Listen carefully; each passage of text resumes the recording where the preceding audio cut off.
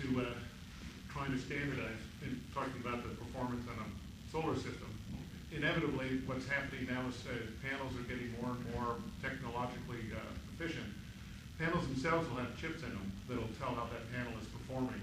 And that data streams up and aggregates up into a portfolio of how the whole solar system is going, and ultimately that data can go from the panel where it originates into Wells Fargo, where we are analyzing system performance as part of our financial guarantees. As I sort of laughed with General Alexander, what could go wrong with a, say, Chinese embedded chip being the source of data that could be coming into the U.S. banking system? Well, I know that the smart grid has been under heavy scrutiny for cyber protection, and so, Dell, if you would touch base a little bit on what the nation has been doing in protecting our smart grid. Can you all see me? It's okay, because I know that in the back, Darius has already seen me, said that's ugly, so please sit down. I'm going to talk to you about a few things here. I'm going to start at the top level. I want to cover a little bit on technology, a little bit on the threat, and talk about the way forward. I also want to hit a little bit on security and privacy, because my former job, I can read minds now, as you may know. I have a chip embedded, and I know there are questions about NSA and words, obviously. So I do want to give you some of that, because I think you'll find it really informative on what we're trying to accomplish here. So up front, what is on the table is how do we become more efficient and help some of this happen that's good for the world.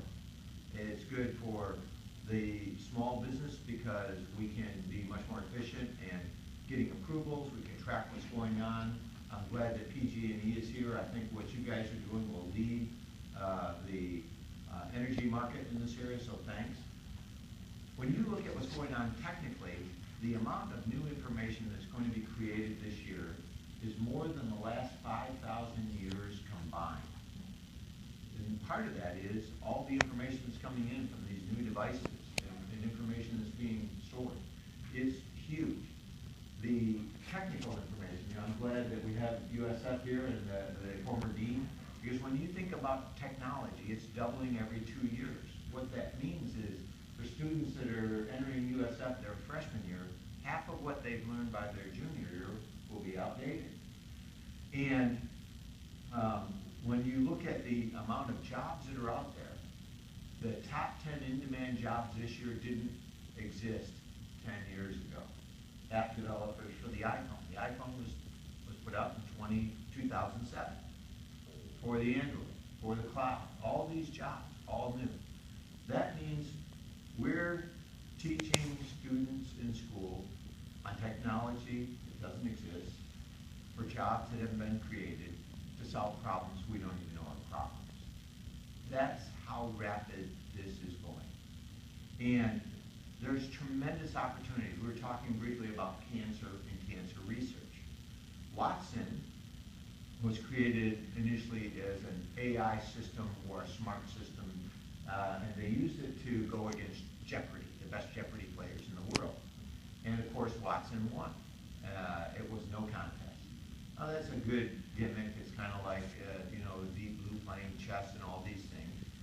But what they did a couple of years ago is they shifted Watson to go after one of the more lethal forms of brain cancer. And if you're diagnosed with that brain cancer, what happens is a panel of 5 doctors spend about 30 days looking at the chemotherapy and the radiation treatment that you need. 5 doctors, 30 days.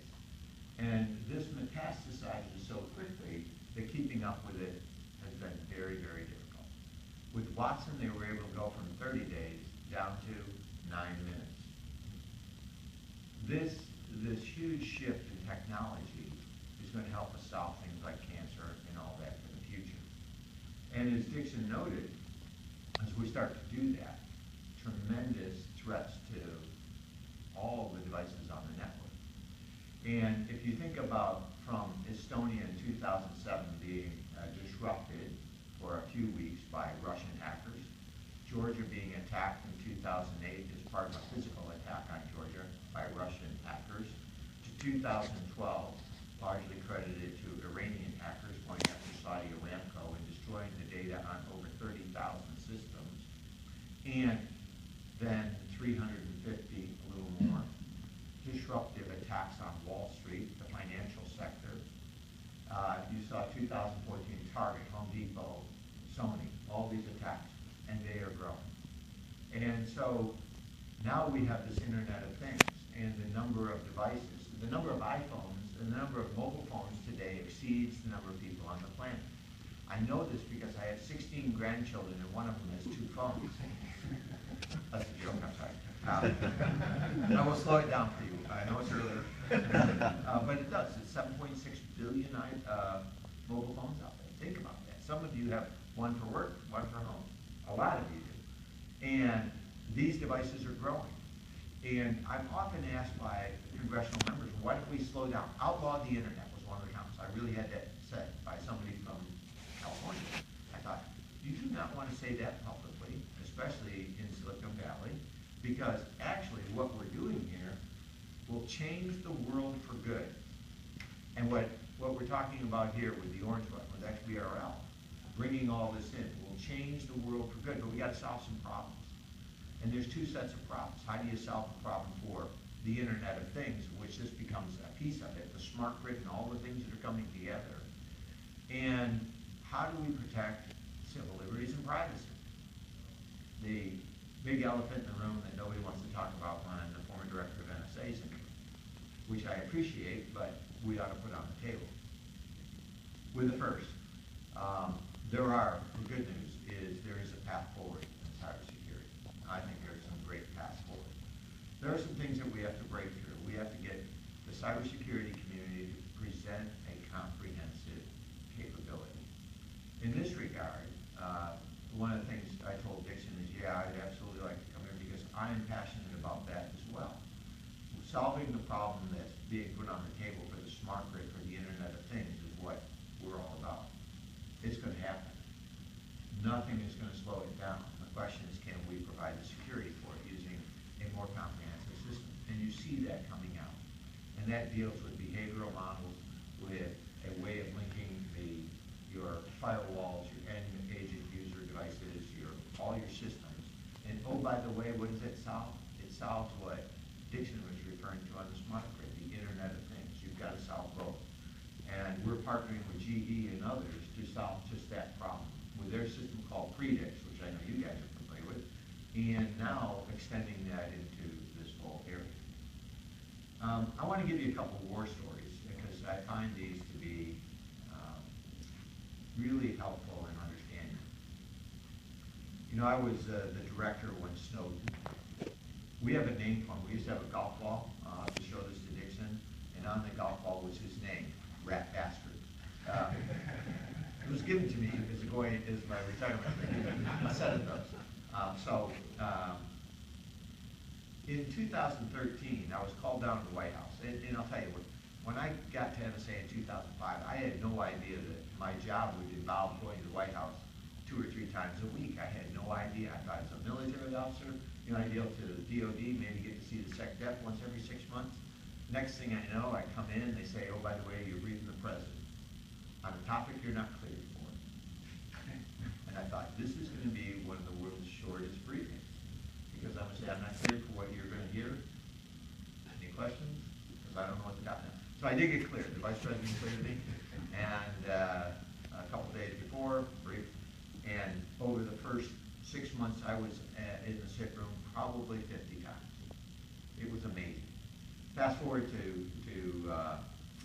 now in with the Snowden thing, I get called down to the White House. We're going to set it up. I knew it was about the Presidential Review Group, so I went around and said, who should we have on the Presidential Review Group? We could get Colin Powell. We could get Condoleezza Rice. We can get all these luminaries to come in and see what we're doing. And so I go, and it's not going good when you come down and on the sit room table, it's a big table, and there's like 8 chairs on one side, 8 chairs on the other. The president has his chair up at the top of the table, and I'm sitting on this side. All the NSC folks are sitting on that side. You think, I took a shower. I think I'm okay. And they had 4 or 5 files in them. And the National Security Advisor she says, we're here to talk about the Presidential Review Group. I said, great, let's talk about it. She goes, I said, I'm all for it. I got these great names. She goes, well, we've already decided who would be on the panel. And I said, but I have these ideas. I think my ideas are really good. You got to hear them. So the president's already made a decision. And so they slide these files across the table with their fingertips. And you know it's not good when they do that because they try to keep their hand back so you can't grab them. You know, as an Army guy, they think, okay, you could be a bad guy. And so I look at these files, you know, it's like Al, so I pick up the file, open up the first one, sorry, Al. And I look at it, and I'm going to tell you what I said. I'm not proud of this. I read it, yada, yada, yada, board member of the ACLU.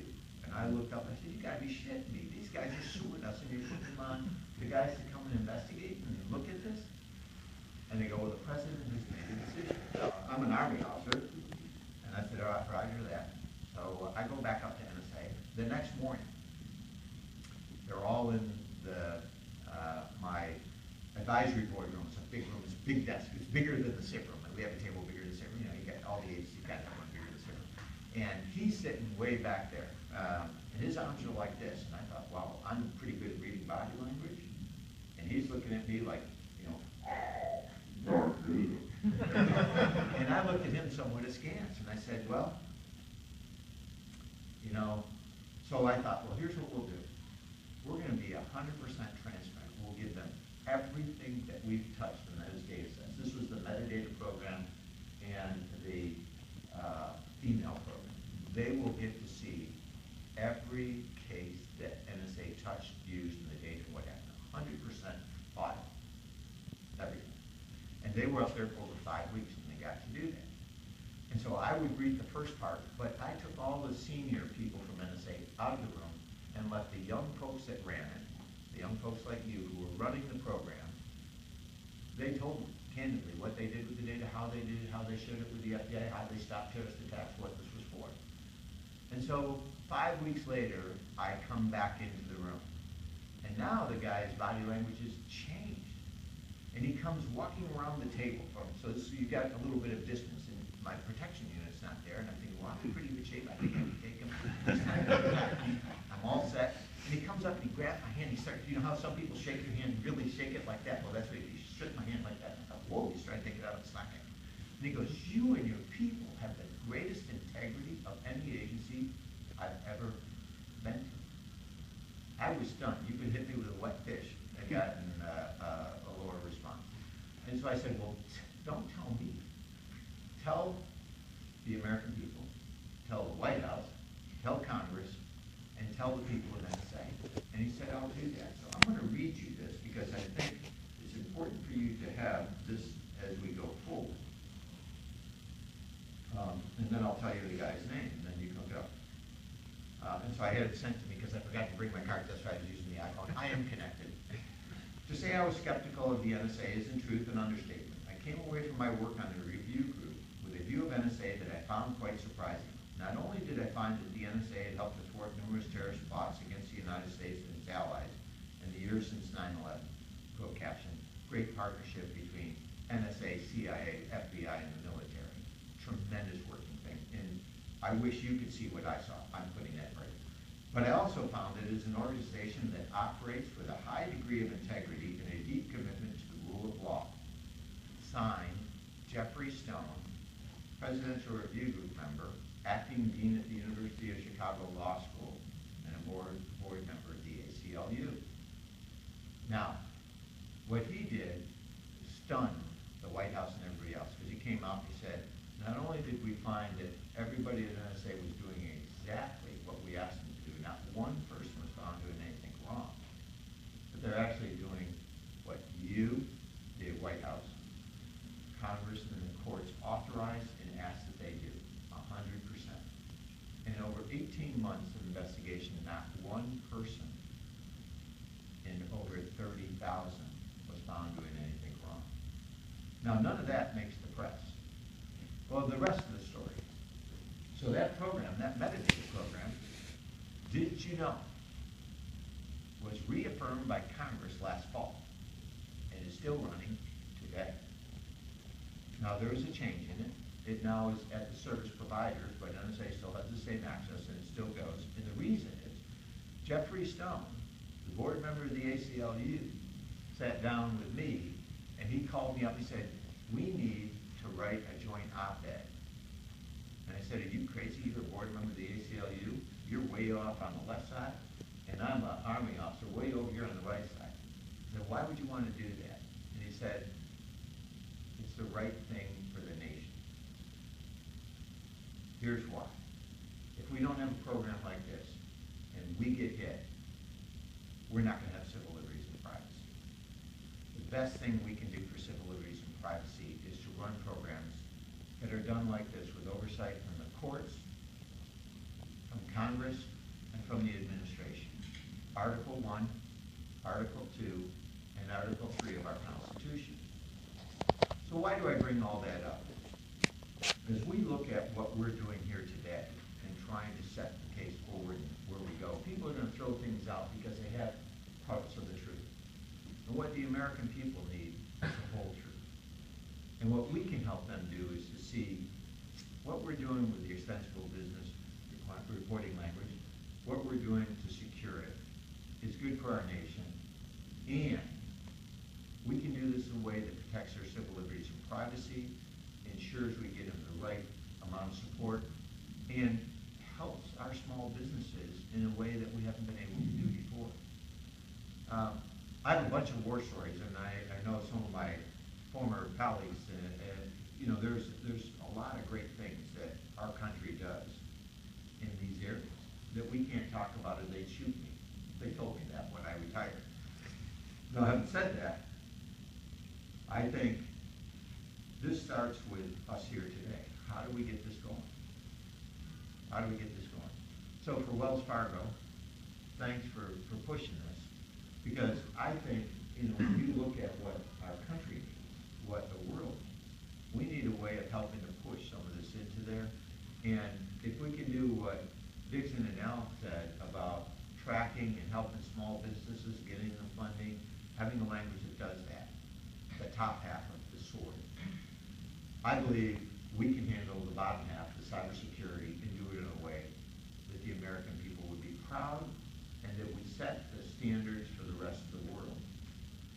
And you know, we're the nation that created the internet. We ought to be the first to secure it, and I think we can do that. And I think we're well on our way. Yeah. So the purpose of this meeting, obviously, is to be informal and to allow interaction and questions. And so I can open it up if anybody has a question, or I'm happy to be a moderator. But does anybody have anything they'd like to ask, either the general or Al or Jerry or Tim?